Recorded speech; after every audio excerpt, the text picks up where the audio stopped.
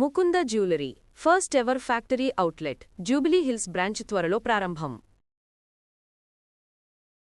నమస్కారం, సుమన్ టీవీకి స్వాగతం. 2026 గత సంవత్సరంతో పోల్చుకుంటే కొత్త సంవత్సరం ఇంకా బాగుండాలని ప్రతి ఒక్కరి కోరిక ఉంటుంది.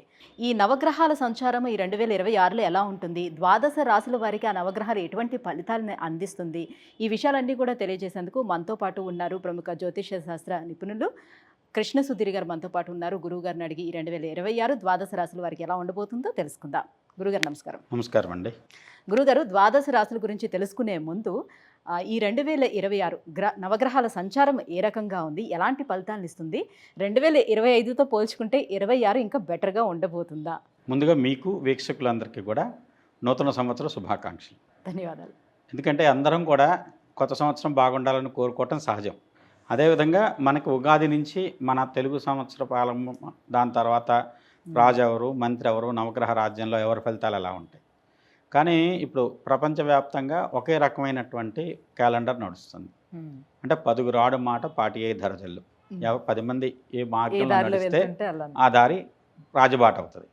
దాని ప్రకారం ఏంటంటే 2026 సంవత్సరం 2025 సంవత్సరంతో పోలిస్తే 2026 సంవత్సరం కొన్ని కొత్త మార్పులకు నాంది అవుతుంది. ముఖ్యంగా రాజకీయ రంగంలో, ప్రపంచవ్యాప్తంగా రాజకీయ రంగంలో వచ్చే మార్పులు చాలా ప్రభావితం చూపెడతాయి. ముందుగా వచ్చేసేసి అసలు ఏ గ్రహాలు ఎక్కడెక్కడ ఉన్నాయి, ఎందుకు రాజకీయ రంగంలో మార్పులు వస్తాయి. ప్రపంచవ్యాప్తంగా ముందుగా ఆర్థికపరమైన సమస్యలు, ఆర్థిక మాంద్యం కానివ్వండి, ఆర్థికపరమైన అసమానతలు కానివ్వండి, ఆర్థికపరమైనటువంటి అల్లకల్లోలాలు కానివ్వండి, ప్రపంచవ్యాప్తంగా ఎదుర్కొనేటువంటి అవకాశం గురుడు కలిగిస్తున్నాడని చెప్పచ్చు. శని అంత్యరాశి అయినటువంటి మీనంలో ఉన్నాడు. మీనంలో ఉన్నటువంటి శని ప్రపంచంలో కొన్ని ప్రత్యేకమైనటువంటి పరిస్థితుల్లో కొన్ని దేశాలు కానివ్వండి, కొన్ని ప్రాంతాలు కానివ్వండి కనుమరుగైపోవచ్చు. అంటే సముద్రాల వల్ల కొన్ని ప్రాంతాలు మునిగిపోవచ్చు, లేదంటే వచ్చేసి కొన్ని ప్రాంతాల మీద వచ్చేసేసి యుద్ధాల వల్ల ఆ ప్రాంతంలో విపరీతమైన జననష్టం జరిగిపోయి ఆ దేశం వేరే దేశంలో కలిసిపోవటము, లేదంటే వచ్చి ఆ దేశంలో జనాభా లేని పరిస్థితుల్లో దేశాన్ని మొత్తాన్ని తుడిచిపెట్టేసే విధమైనటువంటి పరిస్థితుల వల్ల దేశం పూర్తిగా ప్రపంచ పటంలో కనుమరుగయ్యేటువంటి పరిస్థితులు కూడా 2026 సంవత్సరం ఇచ్చేటువంటి ఫలితం కింద చెప్పచ్చు. రాహు కుంభరాశిలో డిసెంబర్ 5 వరకు, కేతు అలానే వచ్చేసేసి మీకు సింహరాశిలో సంచారం చేస్తున్నాడు. ఇది జరుగుతున్నది. అలానే 2026 సంవత్సరం అర్ధరాత్రి జనవరి 1వ తేదీ 12 గంటల 1 నిమిషాన్ని ప్రామాణిక లగ్నం కింద తీసుకొని దాని ప్రకారం ఉన్న గ్రహస్థితిని మనం కనుక చూసుకుంటే 4 గ్రహాలు ఒక చోట కలిసి ఉన్నాయి. చాతుర్గ్రహ కూటమి. అది మంచి యోగం. ఎందుకంటే కుజుడు, రవి, శుక్రుడు, బుధుడు. అలాగనే వచ్చే సప్తమంలో శని, పంచమంలో షష్టమంలో రాహు ఉన్నాడు. అలాగనే వచ్చేసేసి మీకు చంద్రుడు ఉచ్ఛలో ఉన్నాడు. రవిచంద్రుడు షష్టాష్టక స్థితి, అది కూడా మంచి యోగం కింద చెప్పచ్చు. అంటే కొన్ని ప్రమాదాలు, నష్టాలు ఉన్నప్పటికీ కూడా ఇక కొత్తదైనటువంటి మార్గం వైపు పయనించడానికి పరిపాలనా వ్యవస్థ, కొత్తదైనటువంటి పరిపాలనా వ్యవస్థ కానివ్వండి, లేకుంటే పరిపాలనా సంబంధమైనటువంటి సమూలమైన మార్పులకు దోహదకారమైనటువంటి చర్యలు చేకూడబడతాయి ప్రపంచవ్యాప్తంగా ఈ సంవత్సరం అని చెప్పచ్చు. గురుగారు, ఈ 2026 కుంభరాశి వారికి ఇంకా ఏలినాటి శని కొనసాగుతూ ఉంది కాబట్టి ఏ రకంగా ఉండబోతుంది వీళ్ళకి? శని వీళ్ళకి కొంచెం ఇప్పుడు వీళ్ళ మీద దయ చూపెడతాడు. లాస్ట్ ఎండింగ్లో ఉందని, అందువల్ల కొంతవరకు అంటే ఎండింగ్ అయితే ఇంకా నెక్స్ట్ 2027లో కూడా ఉంటాడు. కానీ 2026 వీళ్ళకి ముఖ్యంగా గురుడు మొదట 6 నెలలు పంచమంలో ఉన్నాడు. ఇప్పటివరకు శని కొడుతున్నాడు, ఇబ్బంది ఇస్తున్నాడు, లేదంటే ఇంకా ఏదో చేస్తాడు కాబట్టి నాకు వల్ల కావటం లేదు అని చెప్పి అందరూ చేతులు ఎత్తేస్తారు చాలా వరకు. అంటే ఏ రకంగా చూసుకున్నా కూడా అదృష్టం వీళ్ళకి సహకారం చేయలేదు. గురుడు బాగలేదు. అర్ధాష్టమ గురుడు గత ముందు సంవత్సరం 24, అంతకుముందు సంవత్సరం తృతీయ గురుడు, అలానే వచ్చేసి రాహు వీళ్ళ రాశిలో ఉన్నాడు. అదేవిధంగా శని వచ్చేసేసి ద్వితీయంలో రాశిలోనే ఉన్నాడు. ఇలాంటి స్థితిలోంచి ఇప్పుడు శని వీళ్ళని క్రియాశీలకంగా మారుస్తున్నాడు.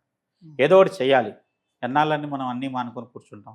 ఏదైనా సరే శనికి సంబంధించిన దాన్ని పెట్టేదైతే పెట్టాడు, చూద్దాం, ప్రయత్నం చేద్దామని మళ్ళీ మొదలెట్టేటువంటి అవకాశం, ఆ విధమైనటువంటి మనోనిశ్చయాన్ని ఇస్తున్నాడు ఈ సంవత్సరం వీళ్ళకి శని, రాహు కలిసి.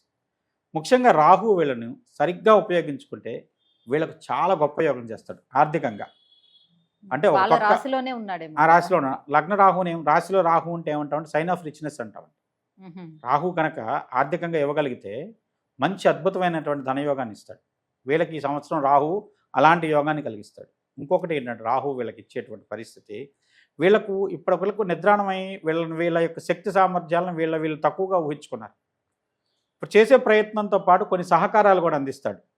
ఒక పక్క ఒక ద్వారం మూసుకుపోతే ఇంకో ద్వారం వీళ్ళకి అనుకూలంగా ఓపెన్ అవుతుంది. అది ఈ సంవత్సరం జరుగుతుంది. One may lose one job other job readily available అంటాడు.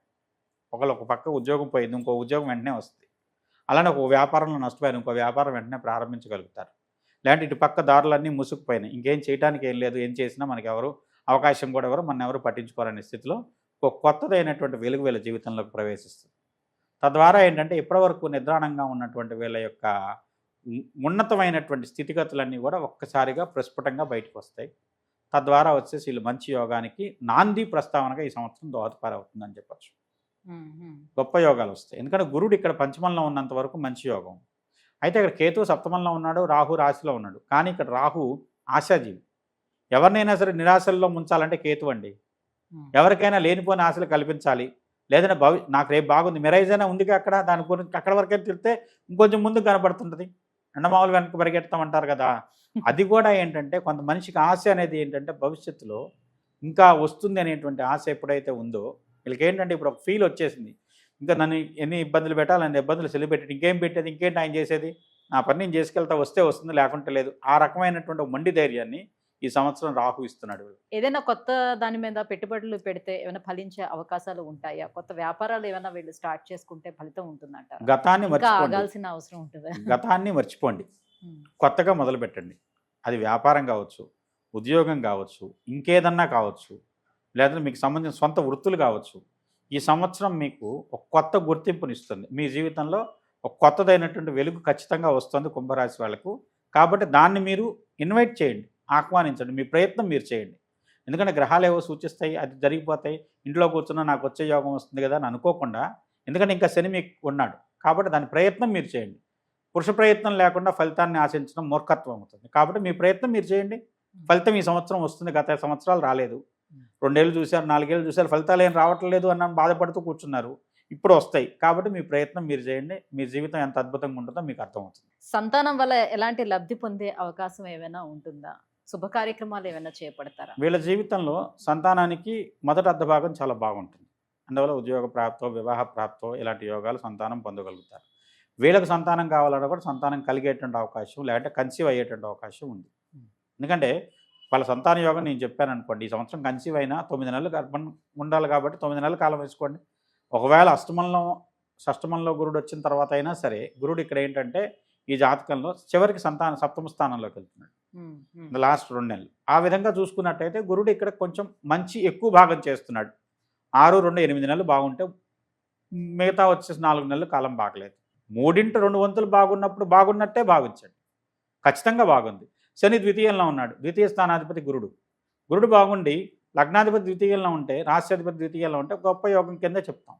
కాకపోతే మీనశని కాబట్టి మీకు ఈ సంవత్సరం, అంతకుముందు కూడా మీనంలో ఉన్నాడు కానీ 2025లో ఎక్కువ భాగం వక్రించి ఉన్నాడు.